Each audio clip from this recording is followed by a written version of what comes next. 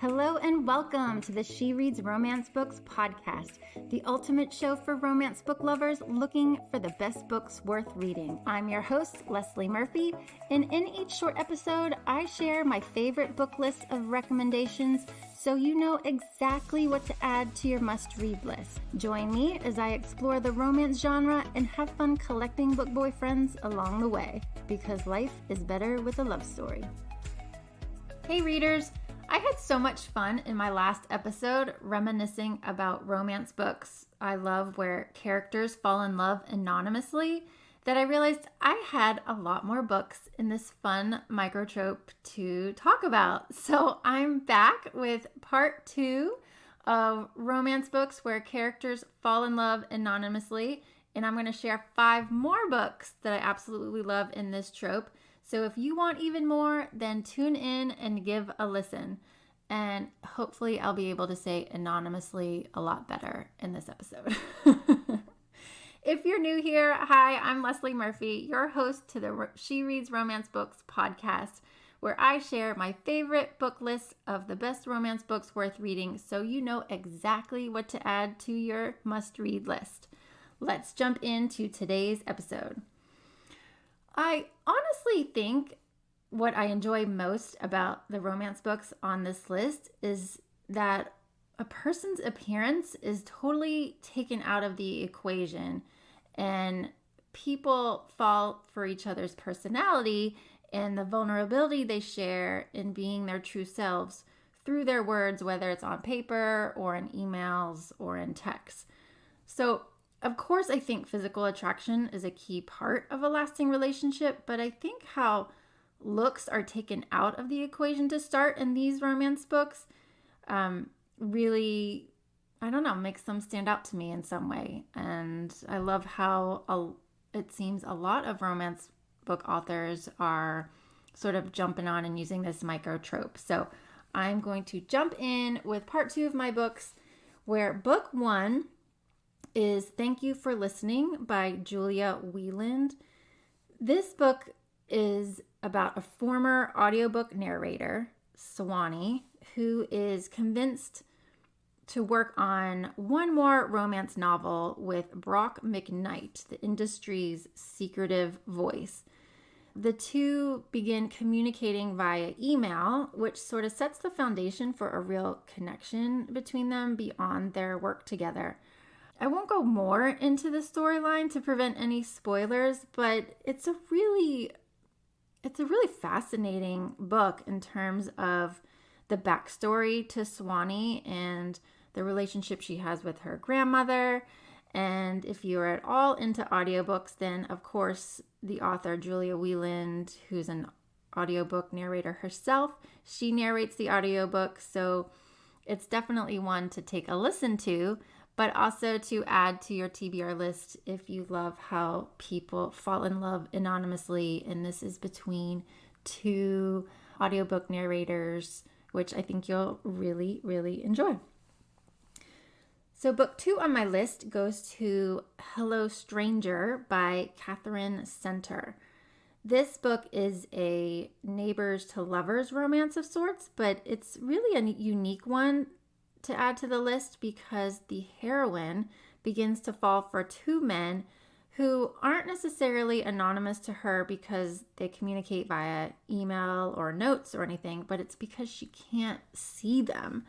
She is an artist and she ended up having this last minute operation to remove something in her brain, but that operation left her with a probably temporary condition of face blindness, which is actually a real condition that I had no idea existed.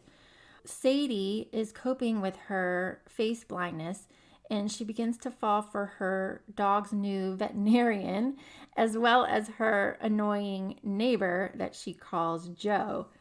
Now, there's definitely moments in this romance where I'm like, just tell him about your condition and that you cannot see his face. But of course she doesn't. She holds it pretty close to the vest. But it's a really adorable story and romance book where I really learned something new, which is always really cool.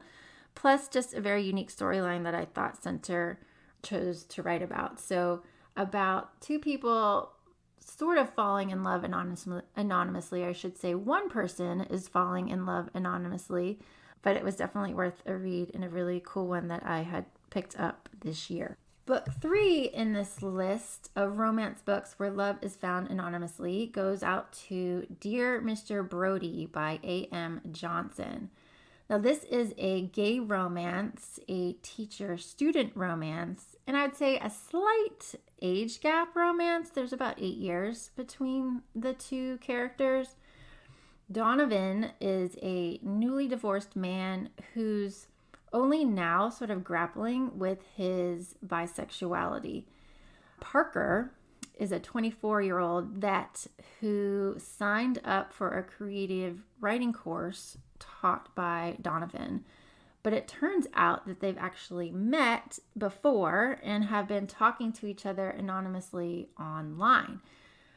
I obviously love the part of this story of them bonding online, but it's also a very sweet and eventually hot look at Van exploring his attraction to men, and Parker obviously being a big part of that in sort of helping him to explore it. So this was one of those great books that I picked up just randomly, I think in Kindle Unlimited. And oh man, I'm so glad I did. I mean, I'm a big fan of romance books, and if you are too, this is one that I would highly recommend you read. Not only because it's really cute about them falling in love anonymously, but they're just two really great characters who deserve, happiness in their life, and they find it in each other. So it was great. Book 4 of this list goes out to Dirty Letters by Vi Keeland and Penelope Ward. This is a childhood friends to lovers romance between two people who were pen pals as kids, but never met. Our hero lives in the UK, our heroine lived in the US, and they wrote each other constantly until one day their letter writing stopped. But then 8 years later, our hero Griffin writes Luca, the heroine, a pretty scathing letter saying, how could you just ghost me like that after all that we'd shared together? But it comes out why she had stopped writing. But from there, they do pick up again and start communicating. And it really becomes this romance book that focuses on a pretty important mental health issue. And I love romance books that shed light on mental health. And as Griff learns more about what Luca is struggling with, he's just this really great, patient and kind hero. But then, of course, they do decide they want to meet in person. And I won't go more into that, but I thought it was such a really well done romance book, and one that you would enjoy if you love how people start to fall for each other as, childhood pen pals that later blooms into full-on romance later in life. Really good book by this romance book duo that I highly recommend. So book 5 is Stay by Serena Bowen and Elle Kennedy, another really popular romance book duo. And I'm just so glad to include this romance book on the list because it's a much deserved throwback title that if you haven't yet read it, you should. It came out in 2017, so really not a new release, but if you love books by these co-authors, then it's definitely a must read. And you know that if it's by Bowen and Kennedy, it's a hockey romance. This one features an NHL star, Matt Erickson, who's still pretty hung up on the implosion of his marriage and the idea he's sort of recognizing how hockey makes it really hard to have a relationship. And he also has 2 kids, so he utilizes the virtual assistant services of Haley's company, but he's never met and never supposedly seen her. but she comes to know exactly who he is because she's had a lifelong crush on the hockey stud. Neither of them, like I said, have seen each other, although Haley does figure out who her client is.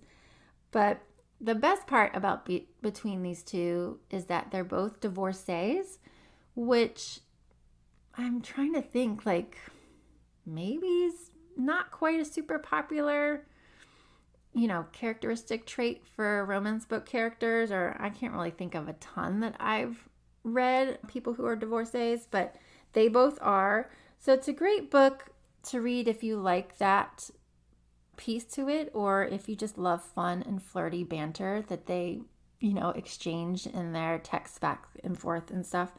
Plus, it also involves some cute kids who play a role too, which is always fun, or at least I enjoy it when kids are done well in romance books.